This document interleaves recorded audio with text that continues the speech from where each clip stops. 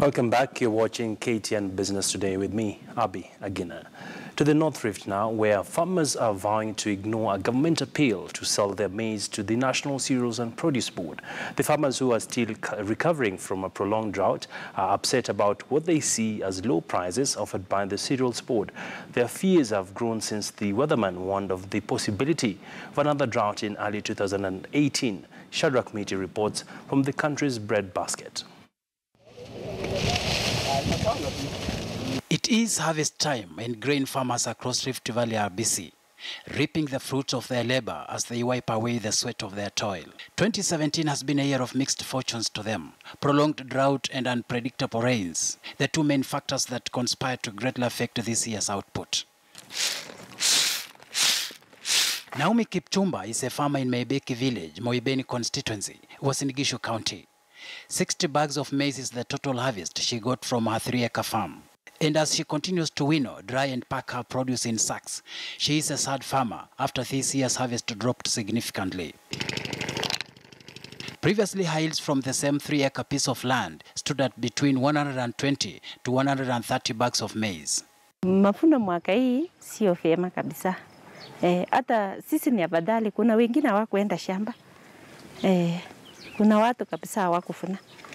For a mother of 5 who, apart from maize farming, keeps livestock, it is not lost to her that even with a little harvest, she is under every obligation to ensure there is food security for her family. Tunaanika saisi, alafu tunaiweka kwa sababu iko kiangazi, hatuwezi uza hiyo haraka, hatuwezi jua itafikia wapi.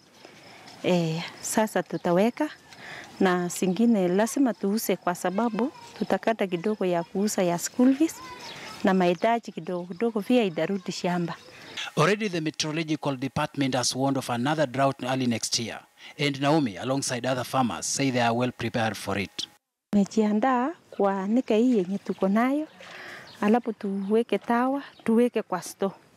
Isikuwe miaka zingine yenye kiangazi ilikuja huko kabisa. Ukipanda shamba eka moja utaweza puna gunia 6. So ya mwaka hii tutachunga.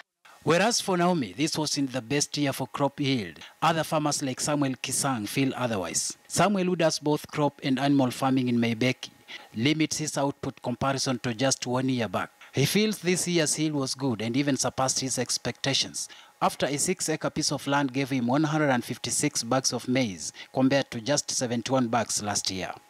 Although the two farmers, Samuel and Naomi, seem to be reading from different scripts insofar as this year's crop performance is concerned, they are in agreement in defying the agriculture CS Willie Bet, who recently sent out an appeal calling upon them to deliver their produce to the National Cereals and Produce Board. Tutanunua mahindi yote. Serikali imejipanga na iko pesa ya kulipa wakulima. Kwa hivyo mambo ya ulipaji wa wakulima inaendelea. Tunataka tu wakulima wote walete mahindi yao. Farmers in the North Rift argue that the prices are too low for their hard work, and given the warning of a possibly worse drought than this year's, insisting that they will not deliver their produce to the NCPB at a throwaway price. Yet it seems it's not just the grain farmers who are an unhappy lot in Kenya's bread basket. Evans Kiplimo is a dairy farmer in Kapkidion area in Uasin Gishu County, but he is disappointed by the low prices dairy farmers are getting for their milk. Walituambia KCC watanunua maziwa na around 42 shillings. But saizi wamepunguza mpaka around 25 shillings. Kuna kari ya KCC wanachukua maziwa hapa hivi, but walikuwa wanachukua na around 31 shillings. Saizi wamekuja na mpaka 25. So mkulima ukiona ile input umeinvest kwa ng'ombe na output yenye unapata iko jini. As he prepares for the 2018-2019 season, he is well aware of the impending drought. He keeps 8 animals, and after harvesting all the maize from his farm, he is doing value addition to the maize stocks by crushing and storing them with a view to cushioning his animals from food shortage. He wants to have at least 5,000 sacks of crushed maize stock in store for next season. January tuliona wakulima wengi walipoteza ng'ombe zao. Bei ya maziwa pia ilikuwa inaenda juu, but wakulima hawakuwa na maziwa kwa hawakuwa na chakula. So nafanya matayarisho ndio ikifika wakati huo niwe na chakula ya kutosha. Just like other farmers in the North Rift, he has vowed to defy the agriculture CS by not selling any maize until next June or July, when prices are expected to stabilize. Bei ya mahindi iko chini. Cereal wametuambia ni 2,300. But ukikuja kwa mashinani, saizi unapata hao brokers wanachukua na 2,100. Hiyo bei iko chini. Alafu sometimes cereal unachukua inachukua muda kutuliba sisi wakulima. About 3 months ago, the government estimated that about 3 million Kenyans were facing starvation. And with the weatherman already warning of another drought early next year, it is highly likely that food security may drop further if no urgent measures are taken here. Shadrach Miti, KTN News. Many thanks, Shadrach, and we do hope that the government will be intervening on that. Well, let's take you to another interesting feature. And for the longest time, canoes have been the ideal mode of transport for hundreds of residents of Mbita in Homa Bay County. The residents preferred to bypass the only makeshift bridge constructed in the early 80s to connect to Risinga Island from the mainland of Mbita. But this has changed since after the official opening of a new bridge known as the Mbita Causeway. Here is part one of a two-part series.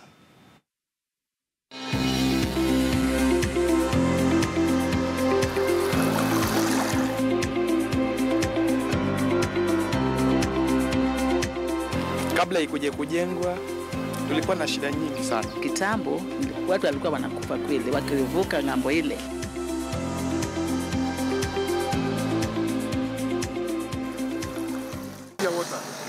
Under a devolved system of governance, Kenya has achieved key milestones from building critical projects, all geared towards improving the lives of its citizens and lowering the cost of living. The latest project, funded by the national government to a tune of 816 million shillings, is the Mbita Bridge. The bridge, which was officially opened by President Uhuru Kenyatta, has been billed as a game changer for trade and tourism. Lakini sisi maendeleo tutaendelea na kwani kwa namna gani bwana? The Mbita Bridge will not only ease transportation of goods, it is also expected to open up more business opportunities for residents who had been locked out from the mainland. Tumesikia poa sana. Wakati wa mvua tulikuwa na shida kupita maji na pikipiki. Hata watu walikuwa wanatembea, walikuwa na shida sana. Kitambo samaki hazikuwa na movement juu pale ilikuwa imeblock. Sasa hii it's open in that samaki ya mfangano zinaweza kukutana na hii side nyingine ya Luanda. So there's that movement of samaki. Ilikuwa na shida nyingi za usafiri, kupitisha ile ngambo nyingine, wasafiri ilikuwa tatizo. Hata kuja huku Rusinga ukitoka maeneo ya Mbita, lakini kwa sasa imekuwa kitu kizuri. This bridge is bringing in a lot of good tidings in that the lake now is safe. It's free, water can be able to pass, vessels can be able to pass. Trade now between the different bays is going to be enhanced. And now the bridge is available for people who are now crossing over between Mbita Point and Rusinga Island. And I'm happy to inform the public that the project is now completed, though with slightly with a lapse time. But I think that is not really a big issue. I think the key issue is we now have a major kind of modern bridge connecting the 2 points. Tourism is also among one of the biggest beneficiaries of the area, thanks to the construction of the bridge. We have big vehicles, we have buses, we have everything. So I would see actually the students going to school, economic activities within the exchange between the two, the highland and so on. So the highlands actually has opened up in terms of opportunities, especially economic activities within the area, which can be able actually to transport to the mainland, as well as sort of mainland, which can be able to reach to the other side. So I'm seeing that one as a key kind of success. And actually, if we can look at in terms of trade and all those kind of facilitation between the 2 points, I'm sure within the last 3-4 months, there must be a lot of, increase in economic activity in the area. We used to have problems in getting guests to come through this way, because one of the major issues of the road is bad. So businesses should be too low. And I can say that from that time that the roads have been done, at least we have experienced good development. Hapa itakuwa kama Japan. Junaona hata street lights zitakuwa, watalii watakuwa, kila mtu, that movement itakuwa. Hakuna kulala, ukilala ni sauri yako. Rusinga Island is one of the very, very beautiful islands we have in this country. Tourism in Rusinga Island really is a big issue. And of course, you know, tourists and as many people look at issues, they also want to see to it that whatever you're doing is environmentally friendly. So we expect that we are going to realize a lot of tourism in that area. And we also expect that maybe people are going to take up the challenge and put up a lot of developments and resorts in the island. And that will certainly bring about a lot of resources, which surpasses what we have actually put in there. So far, since the bridge became operational, a number of traders have enjoyed booming business, which they say has improved their livelihoods. Kitu yenye imenifurahisha zaidi juu ya hii daraja ni kuwa samaki ya sehemu ya Mfangano imetoka huko imerudi Karachuonyo. Hiyo ni furaha kubwa sana kwangu. Imesaidia wanabiashara, wavuvi na wenye wanatumia samaki kwa kukula. Naomba serikali kama hii daraja walitumia pesa mingi hivyo ikuwe too strong. Juu sisi tulikuwa watu wa mikono, tumeona imesimama lakini situletee shida. Mzuri nayo inatusaidia, tena imetuacha kama tuko na cash kiasi ingawa kuna ukame. You may be looking at the cost of the bridge, but you're not looking at the income that is going to be realized from the fact that now water can be able to flow both ways, and therefore now enhance the marine life, which then can also assist the people.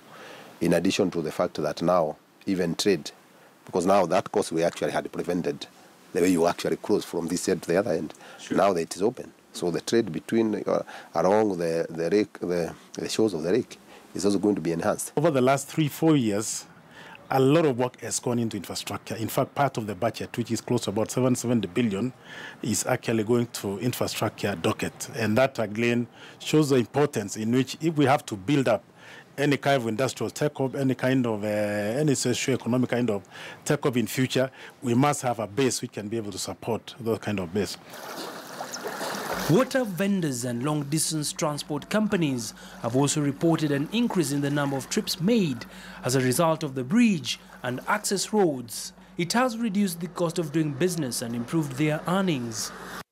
To expand business, kwenda kwa banki kuchukua loan, nifungue mahoteli around na another shop maybe. Yeah. Tukilinganisha na kitambo, yati tulikuwa na shida, ukienda soko hatufiki hapa kwa yani in time. Lazima saa zingine toka imekwama, vitu vimekwama njiani, lakini tangu itengeneza hii barabara tuko na uhuru. Kila kitu inakuja katika nini saa yake yenyewe. Hii daraja venye ilianza kujengwa nilikuwa na mimi ndio kati ya wale fundi wenye walikuwa watu wa mikono wakati walikuwa wanaijenga. Kujenga hii kitu haikuwa tu rahisi hivyo. 11 meters wide and its height can allow as high as 80 meters vessel. The clearance from the water is 80 meters. So meaning it can be able to clear, to allow many vessels to actually pass under. So it's a major bridge. Ningependa pia kuhimiza watu wa Mbita na pamoja na Rusinga pamoja na wakaaji tukuje kuitunza, ni yetu. Within the next 2-3 years, you'll actually feel the major kind of impact. But already people from Northeastern, people from Taita, people from Mombasa County, people from Malindi, they are already feeling the kind of impact in which the new roads are bringing into their day-to-day kind of lives. Standing at over 100 meters above sea level is this majestic piece of infrastructure, the Mbita Causeway Bridge, that stretches close to 160 meters and is expected to ease transportation in this part of the county. The workmanship on the bridge has been termed as world-class as it involved complex engineering at a waterway. Some of the key features include a passage clearance of 8 meters to lake vessels, adequate for transport and fishing boats. With fishing being the mainstay of residents of Mbita, the social-economic benefits derived from the bridge are a welcome relief. Concerns over whether the bridge will have any environmental impact remains a controversial subject. Catch this in part 2 of the story of the Mbita Causeway. Abi Agina, KTN News. Well, make sure you